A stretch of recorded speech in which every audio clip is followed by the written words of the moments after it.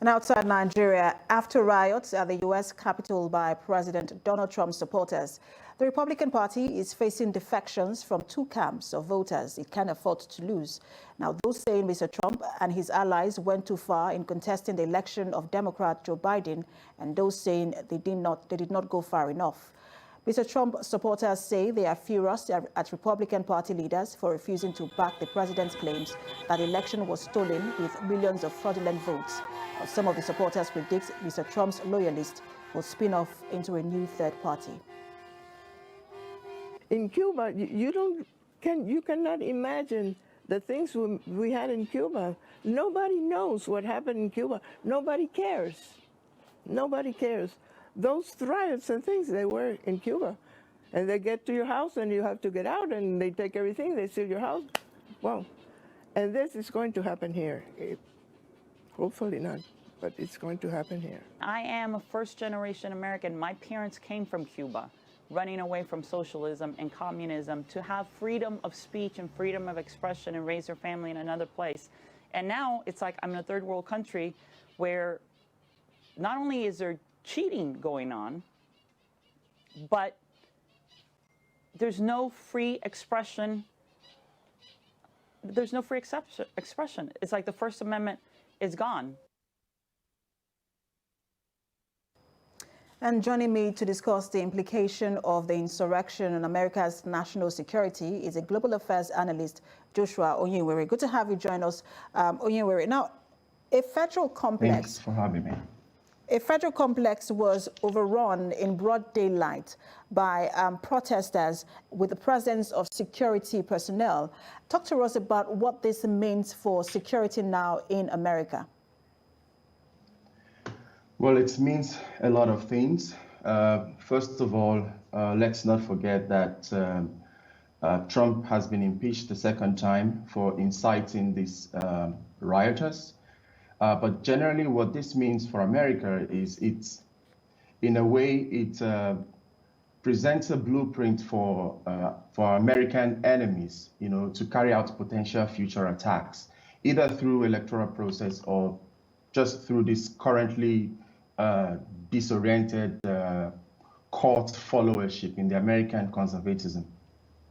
All right, so you talked about America's enemies, and let's also look at the fact that ISIS and Al-Qaeda are some of America's enemies. And many people say that this sort of proves that America's invulnerability is a hoax. Do you think that this decade could become one of the most turbulent for America in terms of security?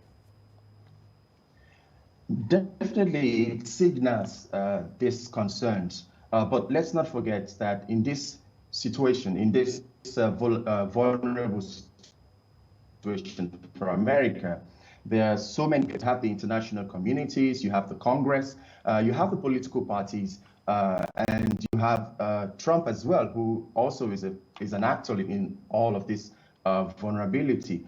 Why I'm raising this point is because all of these actors have a role to play in order to mitigate the situation.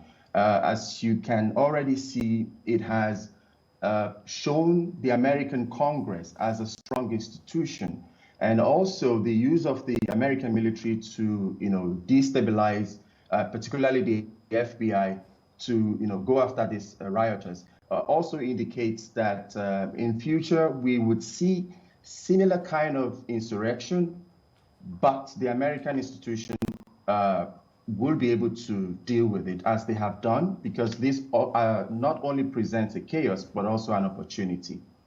When you talk about similar kind of insurrection, security agents are still trying to ascertain what was taken, what was copied, and what was left behind in terms of bugs and listening devices.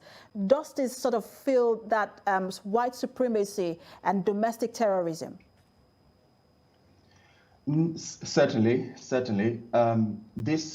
The rioters apparently took some things, but I wouldn't consider it as a major threat to the American democracy, because let's not forget we have the American democracy also at threat here, as well as the international democracy. But locally, looking at America, whatever is stolen, I doubt that will be used as an attack by American enemies. On the contrary, what I think would be, what we should also be looking at is the role social media plays, because any of this content that probably was stolen or taken from the Congress would be, put up on the social media. So it raises some concerns and also presents an opportunity, for reform for the social media companies in how they're going to deal with issues like this moving forward, particularly how they deal with lies, which, as you know, Trump used effectively to mobilize and also to rouse the rioters. All right. Joshua Onyenwere, Global Affairs Analyst, thanks for talking to us. Thank you for having me. And coming up next is business news. David Alabi is